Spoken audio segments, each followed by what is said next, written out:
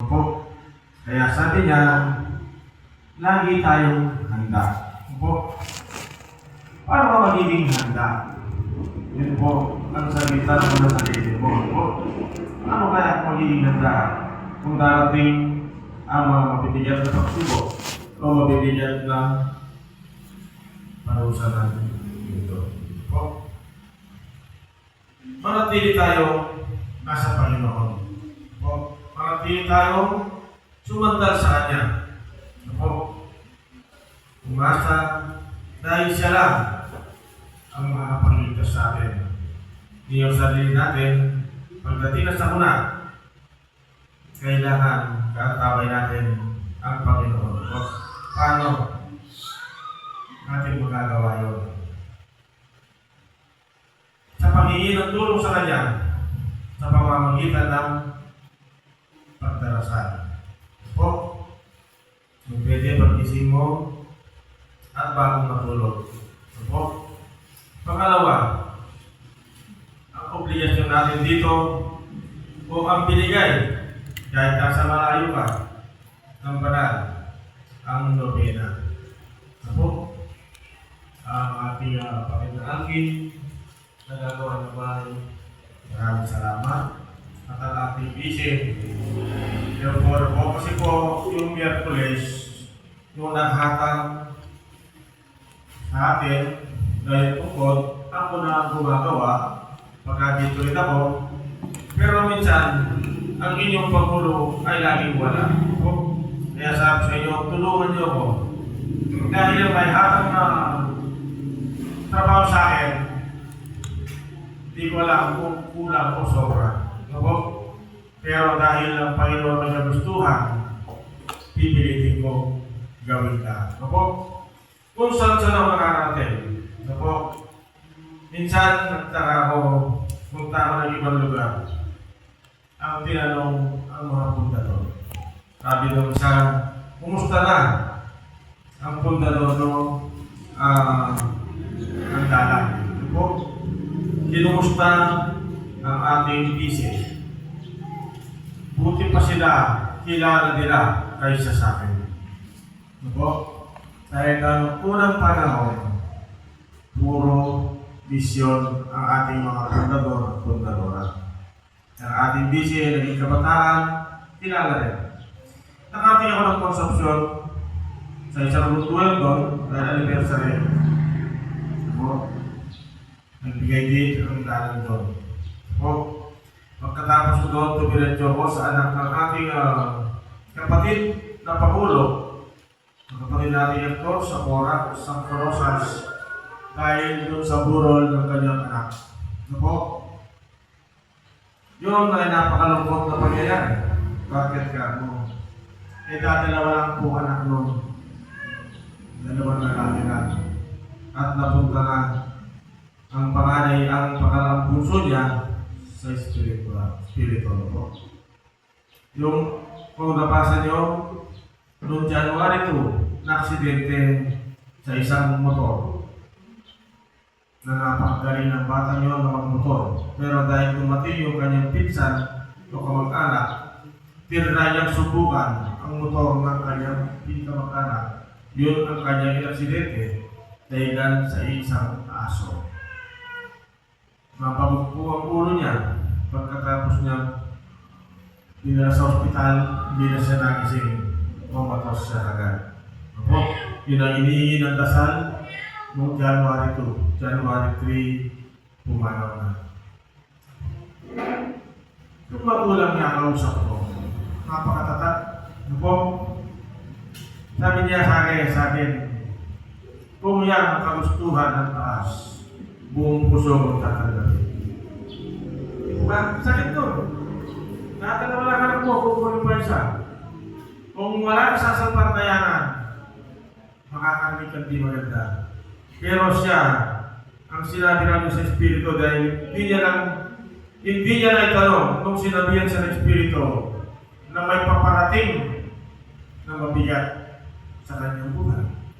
Hindi niya na itanong. Ang sinagot niya sa banal na Espiritu, tatanggapin ko po ng buong puso kung ano man ang dahil. hindi man niya naitanong sa Espiritu kung ano ang paparating na napakabigat.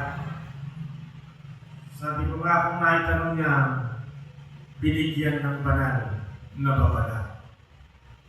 Kaya sabi niya sa akin, sabi no, nung tinanong ako ng Espiritu, ang sagot ko, tinatanggap ko ng buo sa aking puso, buhay ko.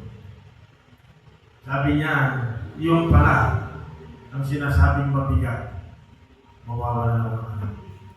Kung nasabi niya yun, siguro sasabihin lang ng Espiritu, huwag mong palabasin ang anak mo. Kaya lang binigay na ito. Ang tinagot niya, tatanggap. Kaya nakausap namin siya, ano ko, pero tanggap niya. Huwag nakakasap ng nasa kasampatayan na wala kang sinisisi dahil alam mo na ang mga anak mo kung saan pupunta. Nagbigay din tayo doon, ng dalan. Ang lakad ko minsan, 2 beses, 3 beses sa isang linggo. Dahil ang aking katungkulan na binigay, hindi lang dito. Kaya lang yung sinasabi kayong mga kasama ko, mga opisyalis dito, tulungan niyo ko. Tapos na po ang iskaler. Nakita niyo, pumunta tayo anniversary doon, ubus na ang budget niya, pero may tutulong pa. Sabi ko nga sa mga tao doon, na nag-uusap kami, magtulong-tulong kayo. Ako po kayo ngayon kulang. Sabi nga doon sa babae, oo nga po. Sa isang pamilya, hindi nyo pa kaya i-produce sa isang upuan. Yun po ang plano namin. Kung ang mga bintana na produce nyo sa pamamagitan ng per couple, yung kaya mga pangangailangan pang konti nito. Sabi nila, pinag-uusapan ka, yun ang gagawin nila. Kasi po, pag tinulungan ka, huwag kang umasa sa puro tulong. Kailangan gumalaw ka rin. Di po ba? Para yung tumulong sa'yo, matutuwa. Kaya, sabi ko, kala ko, tapos na.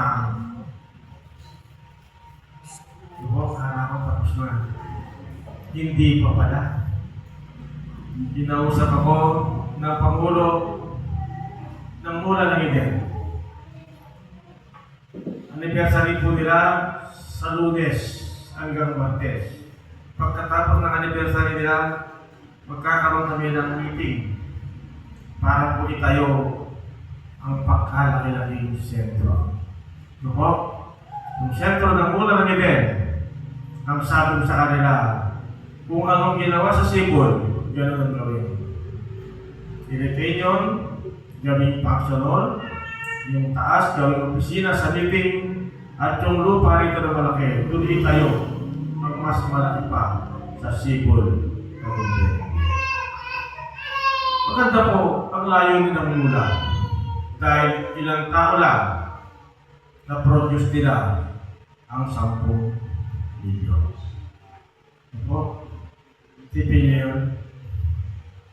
Ang Sibol, hindi namin alam kung sa kami kukuha ng budget dahil nag-start kami sa 800,000 natapos ng 9.3 million.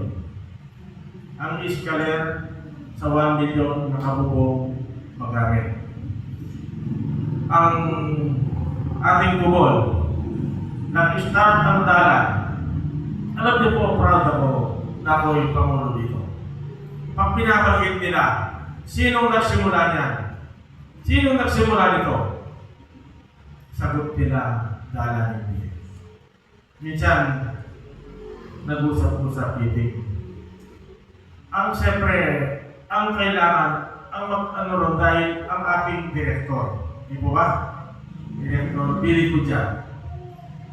Kaya, lumalabas ang pangalan niya sa taas kayo, pinupuri dahil sa ating mga trabaho. May sumagot. Sabi niya, hindi. Hindi yan sa gusto kayong magsalita ng ganyan. Pag nagtrabaho tayo, isang grupo, ibig sabihin, nagtrabaho tayo lahat. Huwag mong itataas ang pangalan ko. Pag tinaas mo, District 16. Pag tinaas mo, Dalan hindi. Pag nagbigay ka, huwag mong sasabihin, mamuntuhan, talalipin. Kailangan po, bitbitin mo, sabi niya, ang iyong mga kapatid. Di po ba? Sa Palawan, gusto na magbigay, pag-usapan din namin, pati inspector, na ang magbibigay, dalan ng hindi. Ano po?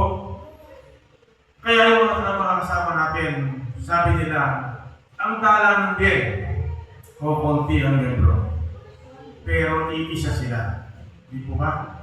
May nagsabi sa akin, ikaw, pare, sabi niya, kahit konti kayo, quality kayo. Di ba? Sarap po pakinggan, di ba? Sabi niya, kahit konti kayo, quality kayo. Iisa kayo. Hindi yung ipaparane, yung 1/4. Hindi sumasang-ayon. Sabi ko, sa dalaring piye, isa lang kami. Nagmamahalan kami. Sabi ko, kanya-kanyang opinion at pinakikinggan namin. Kaya sana tulungan nyo rin ako minsan dito. Malaki ang pagkukulang ng inyong Pangulo. Malaki po. Alam ko yun. Minsan wala ako. Gobierna wala ako. Nahabol ko minsan. Naisip ko rin baka naman overspeeding. Galing ng Bukol, galing ng Sterer, galing ng Magalang.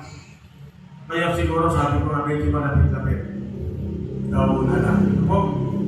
Siguro binigay sa akin ang karutukan ito ng Panginoon para tumulong. Dahil alam niya, hindi na ako ito ng construction ngayon. Ano po? Kaya ang hingi ko, yun nga. Ano po? Tuwan-tuwa ako pagka minsan nakakiyok sa malayo at nababanggit ang dalan na tinatanong o kinukumusta ang ating mga magulang. Ano po? Proud. Bakit? Ibig sabihin, ang ating mga pundador at kapundadora ng panahon na yon ay napakasipag. Po, walang silang dahilan para hindi pumunta sa malayo. Ba't sila kilala? Robin kilala. So sila sa mga tumulong dito. Po, kaya sabi ko, hindi ako na tao dito sa dalan. Proud ako na ginawa niyo Pangulo. Dahil yung mga story ng nakaraan ay napakagandang pakinggan. Kaya sana tayong mga opisyalis ngayon, ipagpatuloy natin yung mga ginawa ng ating magulang. Pagpunta sa anniversary, pagtulong sa mga kapwa. Dahil sila, kahit wala sila noon, tumulong din sila. Sabi niya ng banal kanina, binigay na lahat ng aral at karunungan. Na-translate ko na lang po sa atin. Bigyan na lang natin ng katawan ito. Sabi niya, bitin natin ang tamang bitin natin ang tamang pag-ugali. Lumakad tayo sa tamang daan. Dalhin natin o bitbitin ang karunungan at kababaang loob. Sarap po, no? Sarap pakinggan ng mga kanya. Huwag tayo magiging katitisuran. Ano po ibig sabihin no? Sa Pampangan, kapaitakin dana po sa mga tao. Ano po? Ibig sabihin, huwag tayo patisod sa kamukha nating tao dahil nag-iipag-aral tayo at kakamutos natin ay ang Panginoon. Ano po? Sana din ang karunungan ito at turo madala natin sa ating paglalakbay. Ano po? Kaya sabi ko nga kanina, inaano pa yung tuwa ng banal to, dapat para pag-balis ako, lahat ng aral ng karunungan ay dala mo. Ang babaang loob, pasensya sa kalsada. Minsan, napipilo na ako sa nagmumotor Pero pinipilit kong wag. Ano po? Kung minsan lang ganyan ka na, cut dito, cut doon. Pero pinipilit kong huwag magalit. Dahil yun ang gusto ng Panginoon. Ano po? Sana tayo na ang matabang ng lupa. Ano ang binhi? Sabi ng Panginoon Jesus. Ang binhi po ay ang salita ng Diyos. Ano po? Pag ang binhi ito nasaboy sa damuhan, ang binhi. At sana tayo na ang matabang lupa para ang binhi ito ay tumubo at magiging malago. Ano po? Sana po, alinaga yun, no? Binigay na Panginoon Kristo kanina, pero nabanggit kanina ng banal, no? Na tayo sana ang maging binhi na, no? Kaya tinutukan ko na ang binhi pag naisaboy sa matabang lupa, tutubo na malago. Pag naisaboy sa tuyo, tutubo na nito sandali lang. Ano po? At isa pa ang sinabi ng Banal kanina, pag dumating